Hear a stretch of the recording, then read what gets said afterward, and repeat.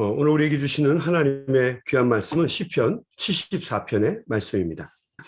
시편 74편, 아삽의 마스길로 되어 있습니다. 아삽의 교훈시고요. 7편, 74편, 우리 한 절씩 돌아가면서 교독하도록 하겠습니다. 하나님이여, 주께서 어찌하여 우리를 영원히 버리시나이까? 어찌하여 주께서 기르시는 양을 향하여 진노의 연기를 뿜으시나이까? 옛적부터 얻으시고 성령하사 주의 기업의 진가로 삼으신 주의 회중을 기억하시며 주께서 계시던 시온산도 생각하소서. 영구히 파멸된 곳을 향하여 주의 발을 옮겨 놓으소서.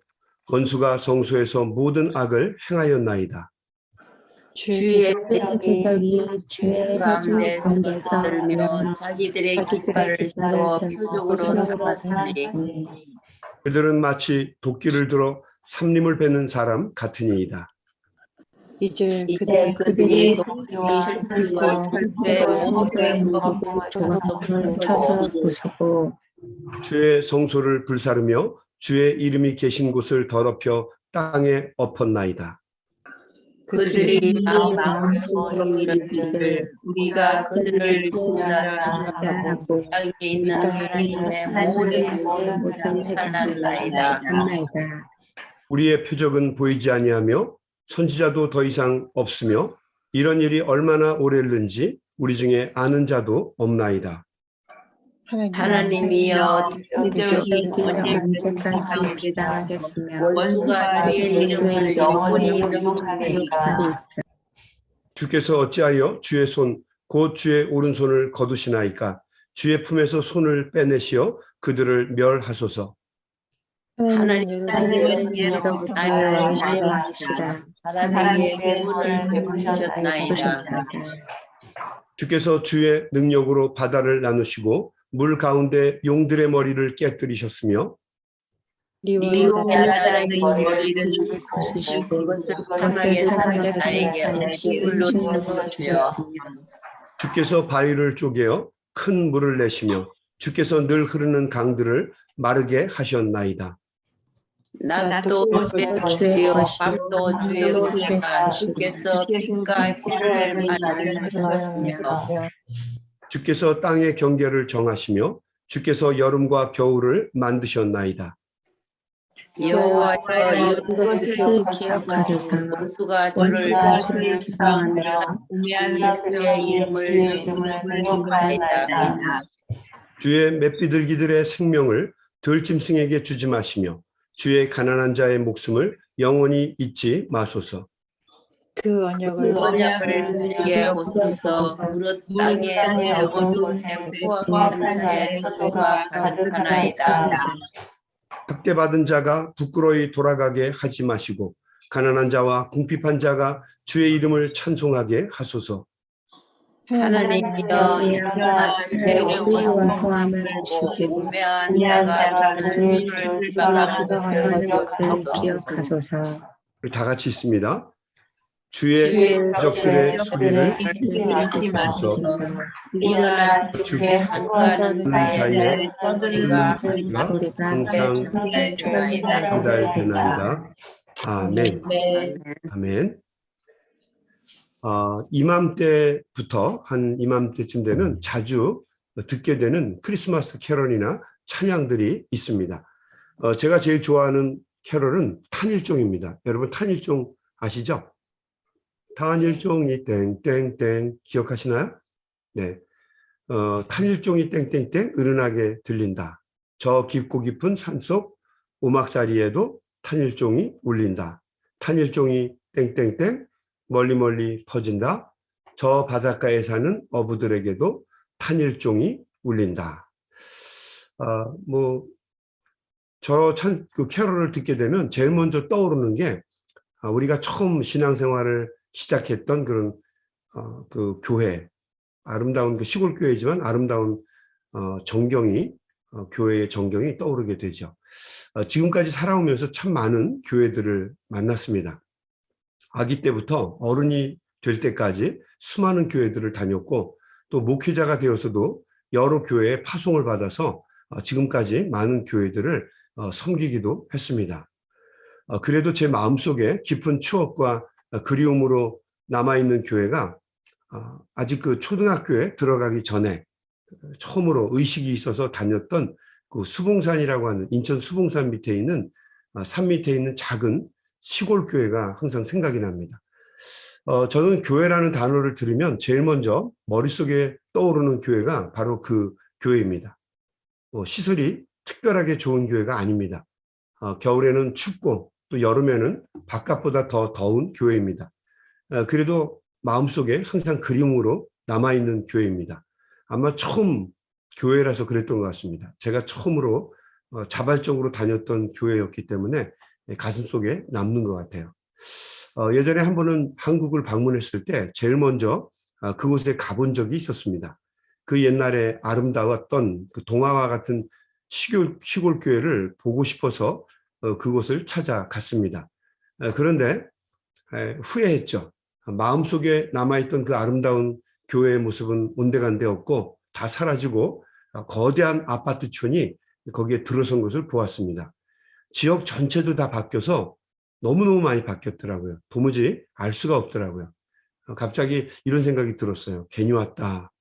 좀 인생이 허무하고 허탈하다 하는 생각을 가진 적이 있었습니다. 그러니까 저에게 있어서 가장 큰 영향을 주었던 교회는 바로 그 교회였던 거죠.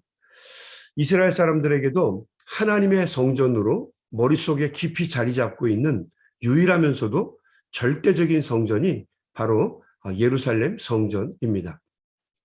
물론 그 이후에 스룹바벨 성전이 있었고 헤롯 성전이 있었습니다. 그러나 이스라엘 사람들의 마음속에 아주 강하게 자리 잡고 있는 성전은 예루살렘 성전입니다. 예루살렘 성전을 향해서 3번씩 하루에 기도를 하고 그 성소를 마음에 품고 기도하고 그러면 늘 하나님과 동행하는 것으로 생각을 했죠. 그래서 이스라엘 사람들에게 예루살렘 성전은 단순한 건물 이상의 의미를 갖고 있는 성전입니다. 이 시편 74편은 그 성소가 파괴되고 훼손되는 것을 그 훼손되는 내용을 배경으로 삼고 있는 시편입니다. 우리가 이 시편을 읽기 전에 한번 깊이 한번 생각해 보아야 될 것이 있는데 우선 7절 말씀에 보게 되면 이스라엘의 대적자들이 행한 죄악에 대해서 이렇게 기록하고 있습니다. 7절 말씀에 주의 성소를 불사르며 주의 이름이 계신 곳을 더럽혀 땅에 엎었나이다. 그들이 마음속으로 이르기를 우리가 그들을 진멸하자 하고 이 땅에 있는 하나님의 모든 회당을 불살랐나이다. 이스라엘의 원수들, 침략자들이죠. 하나님의 대적자들, 그들이 하나님의 그 이스라엘을 쳐들어와서 예루살렘을 쳐들어와서 성전, 성소를 불지르고 하나님의 이름을 더럽혔다고 기록되어 있습니다. 그런데 우리가 의문이 생깁니다. 우리 표제어에 보게 되면 74편이 첫 번째 시작할 때 표제어를 보게 되면 우리가 쉽게 알 수 있는 것처럼 이 시편은 아삽의 시로 되어 있습니다. 아삽. 우리가 아삽에 대해서 지난번에 같이 말씀을 나눴죠. 이 아삽은 다윗 왕과 솔로몬 왕 시대 사람입니다. 그러니까 다윗 왕 때에는 아직 성전이 세워지지 않았고 또 솔로몬 왕 때에는 성전이 지어지기는 했지만 그 시대에 단 한 번도 예루살렘 성전이 불에 탄 적이 없었습니다. 회파된 적이 없었죠. 그러니까 예루살렘 성전이 불탔던 때가 언제입니까? 첫 번째로 불탔던 때가 BC 586년입니다. 바빌론이 남유다를 침공해서 예루살렘을 멸망시켰을 때의 이야기입니다. 그때 성전뿐만 아니라 온 예루살렘 전체가 초토화되었죠. 그리고 많은 사람들이 바벨론으로 끌려가서 거기서 70년 동안 종살이를 하게 됩니다. 훗날 그 바벨론이 페르시아에게 다시 멸망을 당하게 되고 왕이었던 고레스가 종살이를 하던 이스라엘 백성들을 다시 해방시켜서 유대로 돌려보냅니다. 그때 이스라엘 백성들이 남유다로 돌아와서 예루살렘으로 돌아와서 성전을 재건하기 시작합니다. 그러니까 그때 성전에서 노래로 섬겼던 사람들 중에 아삽의 자손들이 있었습니다. 그리고 그 아삽의 자손 중에 한 사람이 조국 이스라엘의 멸망을 계속해서 지켜보면서 이 시편을 지었다고 보는 것이 타당하죠. 그리고 나중에 돌아와서 자기의 조상 중에 최고의 음악 감독이었던 아삽에게 이 시편 74편을 헌정한 것으로 많은 학자들은 보고 있습니다. 그러니까 이 시편 74편은 아삽의 시편이라고 되어 있지만 엄밀하게 얘기하면 포로기 이후에, 그러니까 훨씬 그 이후에 BC 586년 이후에 이스라엘이 멸망당했다가 다시 돌아와서 포로기 이후에 기록된 시편이다라고 하는 것을 우리가 짐작할 수가 있죠. 자신의 조상 중에 한 사람이었던 대단한 아삽에게 이 시를 헌정해서 같이 시편에 넣은 거죠. 그래서 이 시편의 기자는 바벨론에게 이스라엘이 멸망당한 것을 보면서 이것이 하나님이 자신들을 버린 사인이 아닌가 탄식하면서 이 시편 74편을 시작하게 됩니다. 그래야 여러분 우리가 이해할 수 있을 것 같아요. 한번 1절부터 볼까요? 하나님이여, 주께서 어찌하여 우리를 영원히 버리시나이까? 어찌하여 주께서 기르시는 양을 향하여 진노의 연기를 뿜으시나이까? 이스라엘이 멸망한 것을 보면서 안타까워하고 정말 탄식하면서 하나님께 부르짖는 시편입니다. 2절 말씀. 옛적부터 얻으시고 속량하사 주의 기업의 지파로 삼으신 주의 회중을 기억하시며 주께서 계시던 시온산도 생각하소서. 3절 볼까요? 영구히 파멸된 곳을 향하여 영원히 예루살렘이 멸망당했다고 생각을 하는 겁니다. 그러니까 도리에 남지 않을 만큼 철저하게 예루살렘이 멸망당했다라고 영원히 멸망당했다고 생각을 하는 것입니다. 예루살렘을 향하여 주의 발을 옮겨 놓으소서. 원수가 성소에서 모든 악을 행하였나이다. 주의 대적이 주의 회중 가운데에서 떠돌며 자기들의 깃발을 세워 표적으로 삼았으니 5절 말씀. 그들은 마치 도끼를 들어 삼림을 베는 사람 같으니이다. 이제 그들이 도끼와 철퇴로 성소의 모든 조각품을 쳐서 부수고 7절. 주의 성소를 불사르며 주의 이름이 계신 곳을 더럽혀 땅에 엎었나이다. 그러니까 이스라엘이 철저하게, 예루살렘이 철저하게 멸망했음을, 하나님의 성전이 다 무너졌음을 탄식하고 있는 내용입니다. 자, 그러니까 우리가 이해가 되죠. 이게 그 포로기 이후에 쓰여진 작품이고 자신의 조상, 자신의 그 지파의 최고 어른이었던 아삽의 이름으로 헌정한 시편이다라고 하는 것을 알 수가 있죠. 8절에서 이렇게 얘기합니다. 이스라엘의 대적자들, 바벨론 사람들이죠. 이스라엘의 대적자들이 하나님을 예배하던 성소를 다 파괴하였나이다라고 말을 합니다. 그래서 9절에서 하나님의 흔적은 이제 완전히 사라졌고 참 선지자도 없으며 하나님의 말씀도 없어졌다라고 탄식을 합니다. 이 시인이 답답한 마음으로 이 고통의 시간이 얼마나 더 지속될 것인지를 하나님께 묻게 됩니다. 그리고 이 시인이 12절부터는 톤을 좀 바꿔서 마지막 23절까지 하나님께 탄원하는 내용들이 시작됩니다. 이제 하나님 이렇게 해주십시오. 하나님 우리의 기도를 들어주십시오라고 이제 본격적으로 시작을 하게 되죠. 12절부터 이 시편 기자는 과거를 회상하면서 하나님이 자신들의 왕이셨음을 고백합니다. 하나님은 이런 분이시잖아요 라고 고백을 합니다. 그리고 하나님께서 과거에 행하셨던 놀라운 일들을 회상하게 됩니다. 13절에서는 하나님이 홍해바다를 갈라서 이스라엘 백성을 건너게 하셨던 것을 추억합니다. 14절에서는 광야에서 이스라엘 백성들을 40년 동안 먹이셨던 것을 떠올리죠. 그리고 15절에서는 사막 한가운데서 바위에서 물을 내신 것을 추억합니다. 무리바 반석을 쳐서 물을 냈던 것도 기록을 하고 16절에는 낮이고 밤이고 다 하나님께 속한 시간임을 고백합니다. 그러니까 이 세상의 모든 시간이 하나님께 속했고 하나님이 얼마나 전지전능하신 분인가 하는 것을 고백하고 있는 내용이죠. 17절에 보게 되면 땅의 경계뿐만 아니라 계절의 경계도 정하신 주권자가 하나님이시라고 하는 것을 이야기합니다. 그리고 이 시인은 이 위대하시고 전능하신 하나님께 자신들을 기억해 달라고 간구하고 있습니다. 그리고 20절부터 23절까지 하나님, 당신의 언약을 돌아보소서라고 하나님께 울부짖는 내용이죠. 여러분, 우리도 이렇게 고백을 하죠. 하나님은 언약을 지키시고 또 우리를 잊지 아니하시는 신실하신 하나님이라고 고백을 합니다. 여러분도 아마 동의하실까요?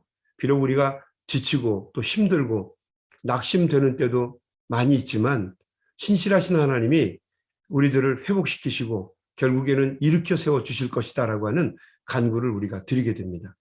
여러분, 이 시편 74편은 겉으로 보면 시인이 왜 하나님이 자신들을 영원히 버리시느냐고 항변하는 것 같지만 이 말을 뒤집어서 표현해 보면 하나님 이제는 일어나셔서 우리를 도와주십시오라고 요청하고 간구하는 시편인 것을 보게 되죠. 이제 하나님이 이미 파괴된 곳, 무너진 곳, 하나님의 성소로 다시 돌아오시기를 이 시인은 간구하고 있는 겁니다. 저는 개인적으로 이 시편을 74편까지 계속 읽어오면서 이 시편을 얼마나 그동안 많이 말씀을 나누었겠습니까? 그런데 이번 텀에, 이번 기회에 읽는 시편은 그 예전과는 달리 공감하는 부분들이 굉장히 많이 있더라고요. 아마 여러분들도 그러셨을 것이다라는 생각이 듭니다. 힘들고 어려운 시간들이 많이 있는 것이 사실이지만 이 시편을 읽으면서 다시 한번 마음에 다짐하고 또 기도하고 깨닫는 것 중에 하나는 하나님이 반드시 우리와 함께 계시고 꼭 놀라운 일들을 이루어 가실 것이다라고 하는 확신을 밑바닥에 가지고 있습니다. 어려운 것도 있을 거고 또 힘든 일들도 반드시 있겠죠. 그러나 하나님께서 붙잡아 주시고 꼭 다시 회복의 은혜를 주실 것이다라고 하는 믿음을 새롭게 갖습니다. 여러분, 오늘 하루도 살아가시면서 한번 이렇게 고백해 보시기 바랍니다. 하나님이 우리를 망하게 하지 않을 것이다. 하나님이 반드시 우리를 승리하게 하실 것이다. 이 고백을 꼭 마음속에 가지십시오. 사람들과 만나서 대화가 잘 안 될 때, 일을 할 때 일이 잘 안 풀릴 때, 그리고 예상하지 못했던 일들을 경험하게 될 때 눈을 감고 한번 마음속에 이렇게 외쳐보세요. 하나님이 우리를 망하게 하지 않을 것이다. 나를 망하게 하지 않을 것이다. 하나님이 반드시 나를 승리하게 만드실 것이다. 여러분 고백하시면서 아마 새심을 얻게 될 겁니다. 이렇게 고백하는 가운데 새심과 능력을 얻어서 여러분 오늘 하루도 하나님이 주시는 은혜 가운데 복된 하루, 또 승리하는 한 주간을 꼭 감당하실 수 있게 되기를 주님의 이름으로 간절히 축원합니다. 우리 한번 같이 기도하겠습니다. 하나님 감사합니다. 오늘도 이 시편 74편의 귀한 말씀을 통해서 다시 한번 깨닫게 됩니다. 하나님께서 붙잡아 주시고 하나님이 세워주시고 특별히 출애굽의 긴 여정을 통해서 하나님의 은혜 가운데 세우셨던 이스라엘 민족이 멸망해서 바벨론에 끌려가고 종살이로 살게 하시고 그들의 안타까운 삶을 되돌아보면서 낙심하고 절망하면서 이 시편의 기자가 고백하는 것을 저희들이 보았습니다. 아무리 삶이 피폐하고 어려워져도 하나님께서 약속하신 백성들을 붙잡아 주시고 다시 일으켜 세워주시고 강하게 하시고 승리하게 하시는 하나님인 것을 이 시편 74편의 기자는 다시 한번 고백합니다. 오늘도 이 아침에 이 시편을 읽으면서 하나님이 우리를 망하게 하지 않으시고 하나님이 반드시 우리를 승리하게 하실 것이라고 하는 고백과 다짐을 가지고 오늘 하루도 믿음으로 잘 감당할 수 있게 하여 주시옵시고 특별히 사탄이 우리를 넘어뜨리려고 애쓰고 노력할 때마다 하나님 우리가 기도하는 가운데에 이 사탄의 시련과 연단을 이기게 하시고 하나님 앞에 꿋꿋하게 일어서서 믿음으로 주 앞에 승리를 고백할 수 있는 우리 소명교회의 가족들이 다 될 수 있도록 하나님 저희들을 붙들어 주시고 인도해 주시옵소서. 예수님의 이름으로 간절히 기도 올리옵나이다. 아멘. 아멘.